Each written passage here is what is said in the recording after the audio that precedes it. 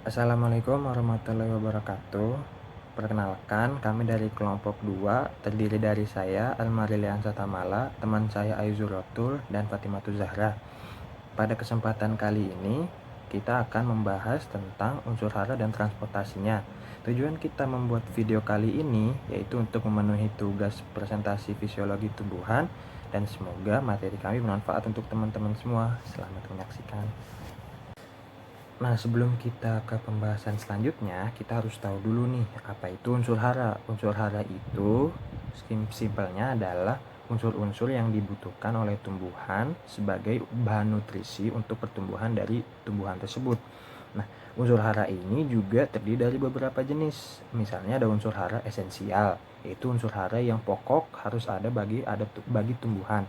Kemudian ada juga unsur hara non esensial, yaitu unsur hara yang juga sebenarnya dibutuhkan oleh tumbuhan, namun jumlahnya ditentukan, tidak sebanyak unsur hara esensial. Ada lagi unsur hara mikro yang ukurannya lebih kecil, yaitu ada ferum, zinc, mangan, dan lain-lain. Dan juga ada unsur hara makro yaitu ukurannya yang lebih besar, ada karbon, ada hidrogen, oksigen, dan lain-lain.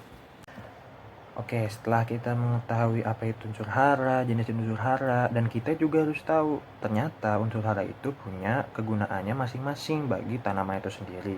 Misalnya nitrogen. Nitrogen menjadi fungsi atau unsur penting dalam pertumbuhan tanaman. Dia bisa membentuk protein, membentuk lemak, dan juga meningkatkan intensitas hijau pada daun, khususnya untuk fotosintesis. Nah, untuk yang kedua ada fosfor. Fosfor lebih fokus pada pertumbuhan akar benih. Pertumbuhan akar benih yaitu terletak pada akar muda, dan dia juga berfokus untuk pertumbuhan bunga, pemasalan biji, dan juga lain-lainnya. Selanjutnya ada kalium, di mana kalium lebih berfungsi untuk pembentukan bulu-bulu akar, pengerasan batang, dan juga untuk menetralisir senyawa-senyawa yang tidak dibutuhkan oleh tanaman. Selanjutnya ada fungsi dari magnesium, di mana magnesium berfungsi sebagai transport fosfat dalam tanaman agar tercipta daun-daun hijau daun yang baik serta terbentuknya karbohidrat. Kemudian ada belerang. Belerang lebih fokus pada pembentukan bintil akar dan perkembangan anakan. Kemudian ada juga klor yang berfungsi untuk memperbaiki dan meninggikan hasil kering tanaman. Selanjutnya ada besi. Besi berfungsi untuk pernapasan tanaman dan pembentukan hijau daun. Kemudian ada mangan, yaitu komponen penting untuk memperlancar proses asimilasi. Selanjutnya ada tembaga atau kuprum, berfungsi sebagai mendorong terbentuknya hijau daun dan dapat menjadi bahan utama dalam berbagai enzim. Kemudian ada boron, yang berfungsi mengangkut karbohidrat ke dalam tubuh tanaman dan menghisap unsur kalsium. Selain itu, boron juga berperan dalam perkembangan bagian-bagian tanaman untuk tumbuh aktif. Selanjutnya ada molybdenum yang sangat berguna bagi tanaman jeruk dan sayuran. Untuk tanaman pupuk hijau, molybdenum membantu mengikat nitrogen dari udara bebas. Selanjutnya yang terakhir ada seng atau zinc, berfungsi membentuk hormon tubuh tumbuhan. Kita lanjut ke pembahasan transportasi unsur hara. Transportasi unsur hara itu adalah suatu proses pengeluaran atau pengembalian unsur hara ke organ tumbuhan, ke masing-masing organ gitu kan. Kita mulai dari tingkat rendah. Tumbuhan tingkat rendah itu kan identik sama nggak ada pembuluh ya atau non vaskular gitu kan. Nah, mereka gimana cara transportasinya? Mereka itu menyerap unsur-unsur hara ke dalam tubuh mereka melalui organ-organnya, melalui osmosis maupun difusi. Gitu. Kalau tumbuhan tingkat tinggi gimana? Tumbuhan tingkat tinggi itu terdiri atas dua proses besar, itu eksternal dan internal. Kalau eksternal itu cara garis besarnya adalah proses penyerapan mineral melalui serabut-serabut akar atau epidermis akar. Nah, mineral yang masuk melalui sel-sel korteks gitu, lalu juga akan mengalir melalui sitoplasma menuju silinder pusat. Gitu, garis besarnya.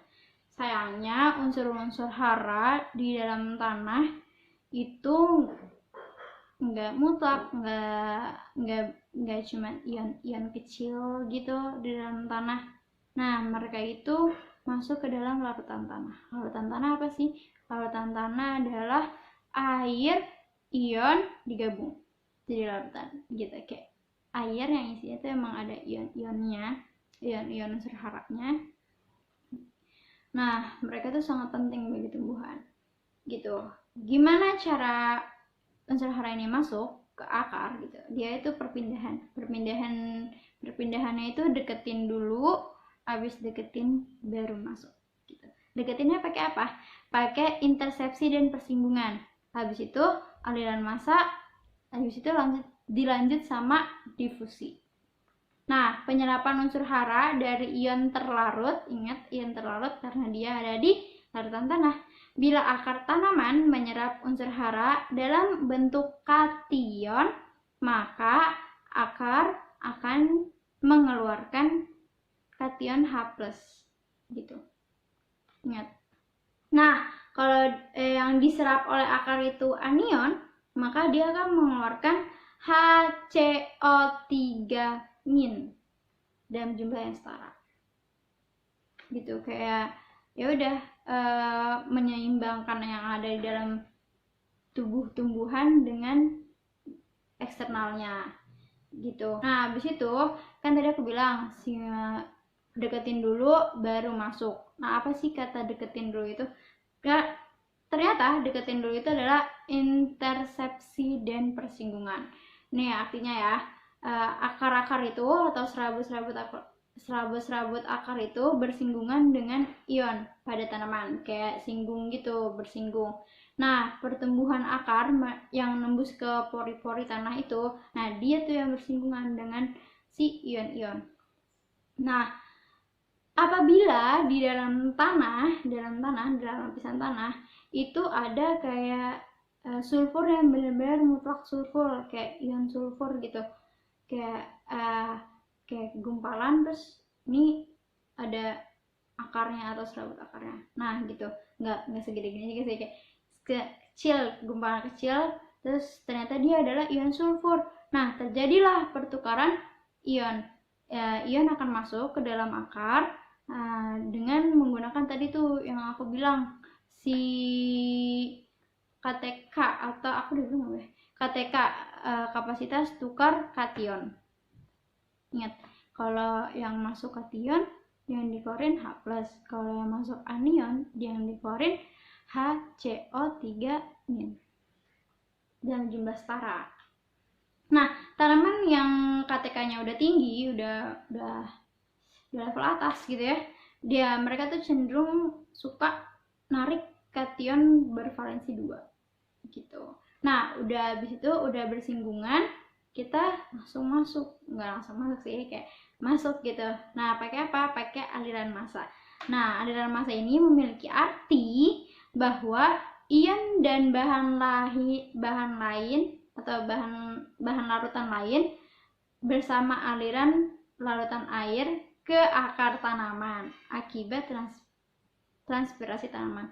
Kayak larutan tanah itu akan masuk ke dalam akar karena transpirasi tanaman. Nah, pergerakan massa akar ke akar tanaman akibat langsung dari serapan massa air oleh akar tanaman. Kayak kalau ada air, terus ya kita ibaratkan tuh akar tuh punya spons gitu ya, jadi diserap gitu sama sponsnya, airnya masuk gitu kan. Nah, kalau kita punya sabun di dalam airnya, kayak ternyata itu bukan air tapi itu larutan sabun, kita masuk terus ada spons, berarti kan partikel-partikel molekul dari sabunnya itu kan ikut masuk ke dalam spons. Nah, itu gambaran aliran massa.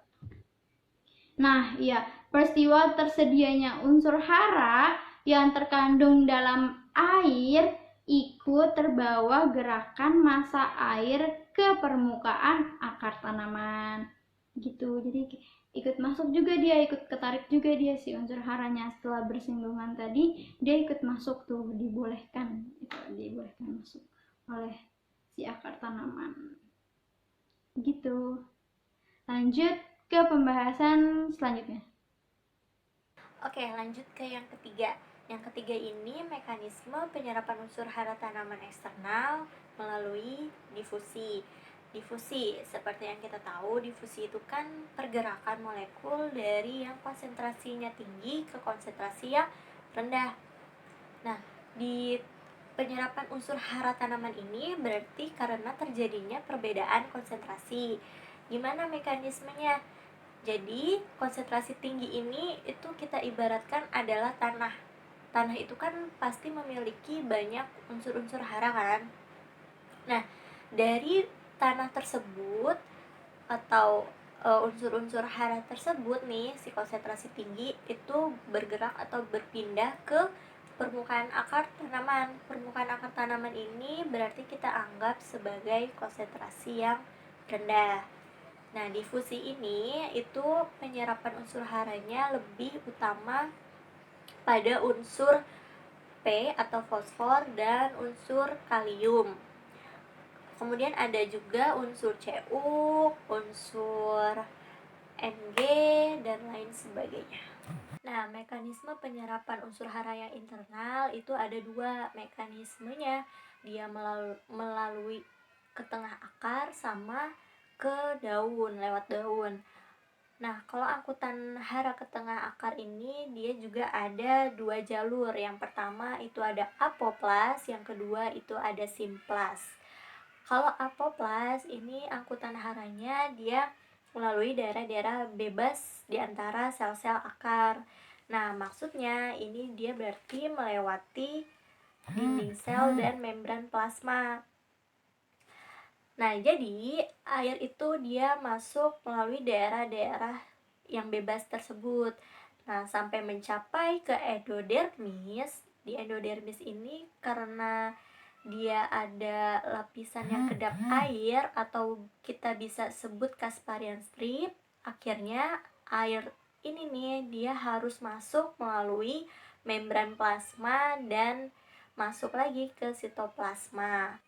Kemudian Casparian strip ini dia memaksa air yang awalnya melalui apoplas itu beralih menjadi melalui simplas. Nah, kalau simplas ini berarti dia angkutan haranya dia melalui plasmodesmata. Plasmodesmata ini itu dia adalah benang-benang protoplasma yang menghubungkan sel satu dengan sel lain. Jadi simplas dia airnya masuk melalui plasmodesmata tersebut. Lanjut ke kelebihan dan kekurangan unsur-unsur hara pada tanaman. Yang pertama ada nitrogen. Nah, nitrogen, kalau misalnya kelebihan nitrogen pada tanaman itu akan berakibat daun menjadi hijau. Bukan menjadi hijau sih, kalau menjadi hijau kan normal ya, tapi karena kelebihan nitrogen jadinya terlalu hijau. Nah, kelebihan nitrogen ini dia juga akan mengakibatkan produksi bunga juga akan menurun. Sedangkan kalau kekurangan nitrogen maka berlainan. Tadi kan kalau kelebihan dia daunnya jadi terlalu hijau. Nah, kalau kekurangan dia jadi menguning. Nah, itu salah satu kekurangan unsur hara nitrogen.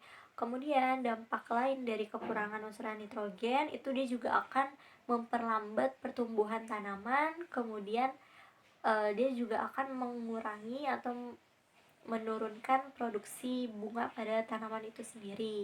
Kemudian yang kedua, karbon dioksida.